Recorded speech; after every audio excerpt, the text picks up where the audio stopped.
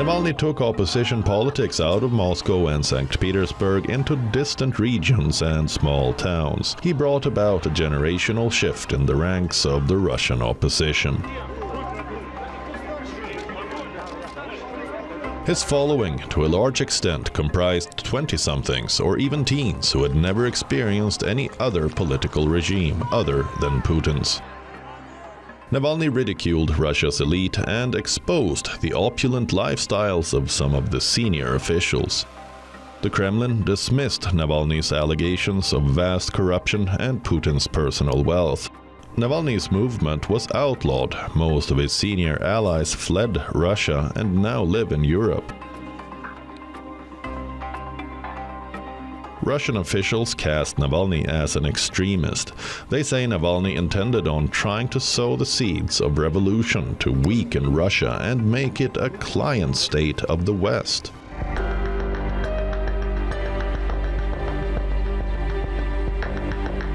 The West is calling out Putin directly and demanding an international investigation, a request that Kremlin has rejected outright. Meanwhile, an investigation into Navalny's death is underway in Russia, and Navalny's family is being told his body will be released 2 weeks later after a chemical analysis. Unlike Western politicians, Brazil's President Luiz Inácio Lula da Silva emphasized there should be a thorough investigation into the death of prominent Kremlin critics before making any accusations. In other words, if the death is under suspicion, the first thing that has to be done is an investigation to find out the cause of the citizen's death.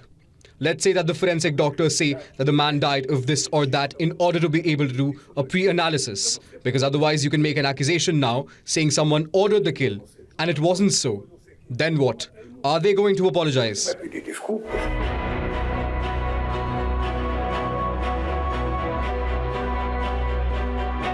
President Putin is the most powerful man Russia is seeing for over 20 years. In this period, numerous opponents and vehement critics of the Kremlin have come and gone. Some have died under mysterious circumstances. Let's take a look at some of them.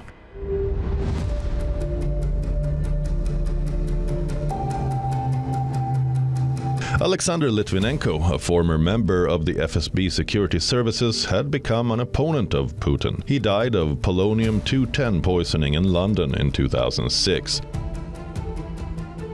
Both his killers had links to the intelligence services. They were accused of lacing his tea with a radioactive element.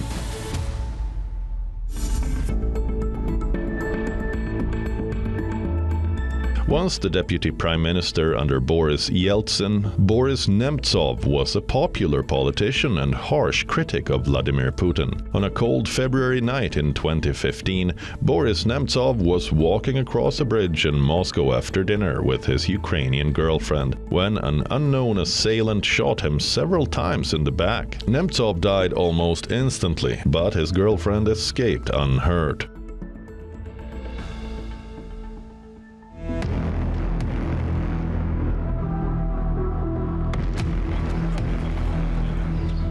In June 2023, Yevgeny Prigozhin, the then head of the Wagner private military company, staged an armed rebellion. Presenting his former mentor, President Vladimir Putin, with one of the most dramatic challenges to his power in decades, Prigozhin questioned the Kremlin's motives for invading Ukraine and accused the Russian defense minister Sergei Shoigu of ordering deadly airstrikes on Wagner fighters. Speculation about Prigozhin's eventual fate soon began after his march on Russia.